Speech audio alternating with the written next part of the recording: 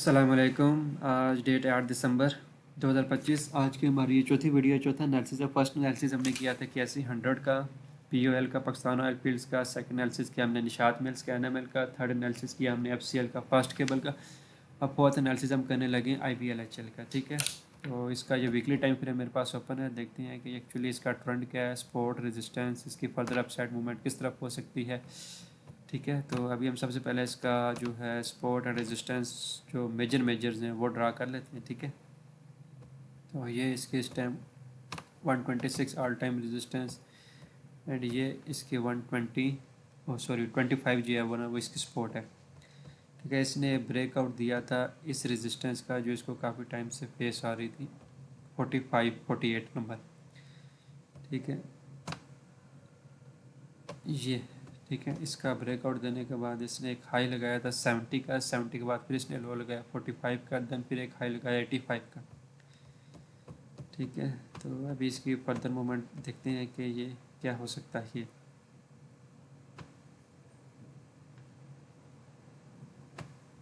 ये एक इसकी करंट रेजिस्टेंस है 88, 85 से जहाँ से ये रिजेक्शन मिली है इसको। ठीक है, अब हमें इसकी एक यहाँ से अपर ट्रेंड लाइन एक ड्रा कर देता हूँ।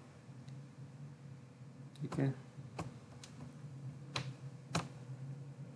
और मार्केट का एक स्ट्रक्चर देखते हैं। मैं आपको स्ट्रक्चर भी ड्रा करके दिखाता हूँ, मार्केट का स्ट्रक्चर इस टाइम क्या चला, ताकि आपको क्लियरली पता लग सके। देखें, ये लो है, स्टार्ट हम यहाँ से ले रहे हैं, ये हाई लगा, ये लोअर हाई लगा मीन्स के पिछले वाले लो से ये ऊपर है, इसलिए इसको मैं लोअर हाई कह रहा हूँ। ये हायर हाई लगा मीन्स के ये पिछले वाले हाई से ऊपर है, इसलिए मैं इसको हायर हाई कह रहा हूँ। देन ये फिर लोअर हाई लगा, पिछले वाले लो से ऊपर है तो इसलिए लोअर हाई। देन फिर ये हायर हाई लगा, पिछले वाले हाई से ऊपर है तो ये हायर हाई। देन फिर इसने अभी ये लो लगाया। ठीक है, अब स्ट्रक्चर देख रहे हैं, मार्केट एक वेव की फॉर्म में जा रही है, हाईज एंड लॉस क्रिएट करते करते। ठीक है, फिर अपना पिछला लो अनब्रेक किए हुए और अपना हाई जो है ब्रेक करते हुए जा रही है।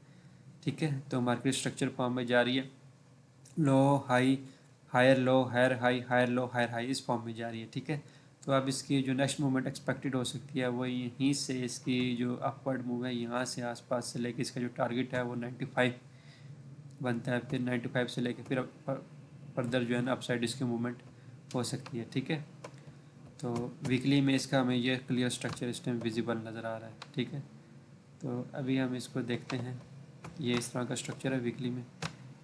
ठीक है, तो अभी हम इसको डेली में भी देखते हैं कि डेली में ये हमें क्या बता रहा है। ठीक है, ये स्ट्रक्चर आपको समझ आ गया। Low high, higher low, higher high, higher low, higher high, higher low, and then higher high की तरफ इसने मूव करना है।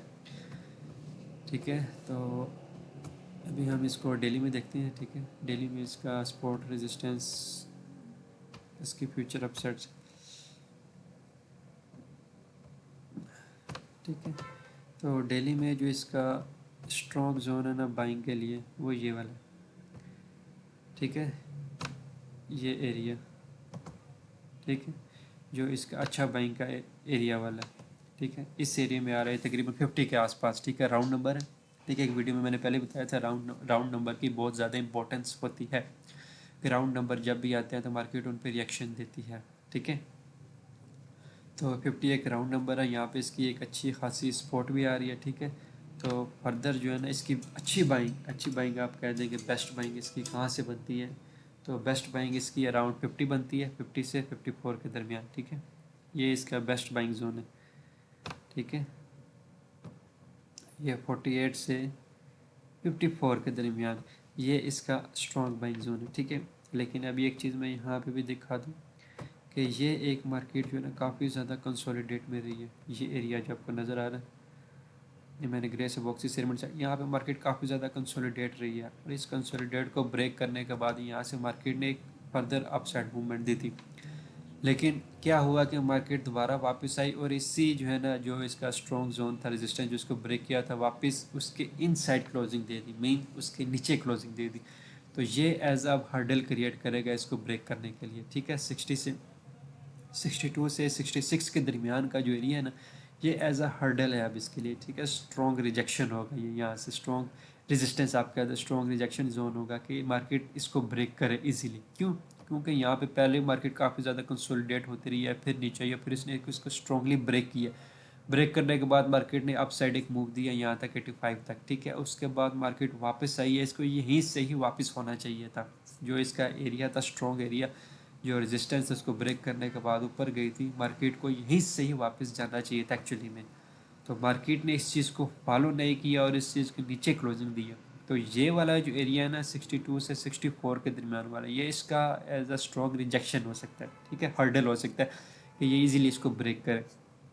तो देख सकते हैं कि 1 2 3 4 5 6 7 8 डेज हो गए अभी तक ये इस एरिया से ऊपर नहीं जा पा रही। एक दिन गई थी, फिर वापस आकर नीचे क्लोजिंग दी, दोबारा नीचे आई, दोबारा जो है ना इसके ऊपर जा रही है, आज भी ट्राई कर रही है।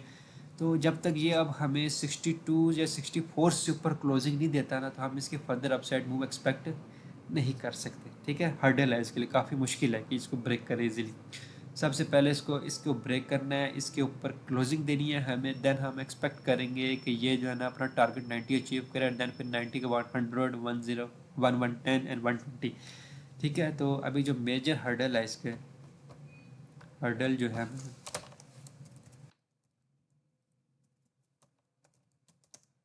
हर्डल है वो है इसका एरिया 64 से लेके 67 तक।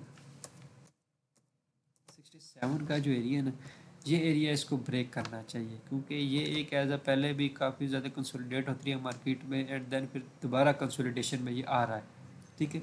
तो इसको इस एरिया को ब्रेक करना है, देन ये फर्दर अपसाइड मूव करेगा इंशाल्लाह 91 110 120 इस तरह फर्दर मूव करेगा, ठीक है। अगर ये यहाँ से लेट से कि नीचे आ जाता है, रिजेक्शन फेस करता है और एक नीचे की तरफ लेग बनाता है, वेव बनाता है, ठीक है, तो इसकी बाइंग जो है ना वो हम इस जोन में करेंगे, ठीक है। ये वाला जो एरिया पड़ा हुआ है ना, यहाँ से जो एक इसने फास्ट अपवर्ड मूव दी थी, तो अब ये एरिया मार्केट इसको फिल करे मे भी, ठीक है। कुछ गैप्स यहाँ पे पेंडिंग है, तो मार्केट इनको फिल कर सकती है, ठीक है। तो बेस्ट बाइंग इसकी यहीं से आएगी 50 के राउंड अबाउट, ठीक है। तो वेट किया जाए तो बेस्ट है कि 50 से अगर हम बाइंग करें तो हमें एक बड़ा टारगेट मिल सकता है, ऑलमोस्ट डबल भी हो सकता है, 50 से हम 100 भी टारगेट ले सकते हैं, ठीक है। अगर ये हमें इसके ऊपर ब्रेकिंग देता है 64 से ऊपर, तो हम फिर इसके ऊपर से भी बाइंग ले सकते हैं, टारगेट हम 90 ले सकते हैं, ठीक है। लेकिन इस एरिया में इसको मुझे नहीं लगता कि बाय करना चाहिए जब तक हमें ये इसके ऊपर क्लोजिंग ना दे, ठीक है, क्योंकि ये इसको एज अ हर्डल फेस हो सकती है, इसको ब्रेकेज करने में इसको काफ़ी टाइम लग सकता है। इससे बेहतर कि अमाउंट बाइंग हो किसी जो है रैली वाले स्टॉक में जो चलने लगा हो, उसमें एंट्री ले लेनी चाहिए। तो इसका ये जो हर्डल है इसको इसको ब्रेक करना ज़रूरी है ताकि ये अपवर्ड मूवमेंट कंटिन्यू कर सके, ठीक है। तो ये ट्रेंड लाइन की भी सपोर्ट आ रही है, हमारा जो है ऑर्डर ब्लॉक भी इधर पड़ा हुआ है, ठीक है, जहाँ से हम अपवर्ड की जो है ना मूवमेंट एक्सपेक्ट कर सकते हैं। ओबी से मैंने ऑर्डर ब्लॉक लिखा है, ठीक है। ये ऑर्डर ब्लॉक है, मार्केट में इधर नीचे कुछ गैप्स पड़े हैं, ये फिल हो सकते हैं, ठीक है। ये ऑर्डर ब्लॉक को फिल करने के बाद, गैप्स को फिल करने के बाद फिर इंशाल्लाह ये स्ट्रॉन्ग अपवर्ड मूव दे सकता है इधर से, तो ठीक है, इधर से तो ये स्ट्रॉन्ग अपवर्ड मूव दे सकता है। टारगेट है सीधा सीधा जी 90 सबसे पहला, तो ठीक है, यहाँ से यहाँ तक तो इजीली मूव देगा, ठीक है। तो इस एरिया से मिले तो ये बेस्ट है बाइंग के लिए, ठीक है। इस एरिया में इसके ऊपर अगर हमें मिल जाता है फिर भी बेस्ट है बाइंग के लिए। तो इसके ऊपर हमें चाहिए ये बाइंग के लिए, ठीक है। ये थोड़ा सा हर्डल होगा इसको फेस करने के लिए 64 वाला एरिया, ठीक है। तो काफ़ी डिटेल में मैंने इसको एक्सप्लेन कर दिया IBLHL को, ठीक है। तो उसके हिसाब से आप अपनी पोजीशंस वगैरह प्लान कर सकते हैं, ठीक है। तो इस वीडियो में IBLHL के लिए इतना ही था।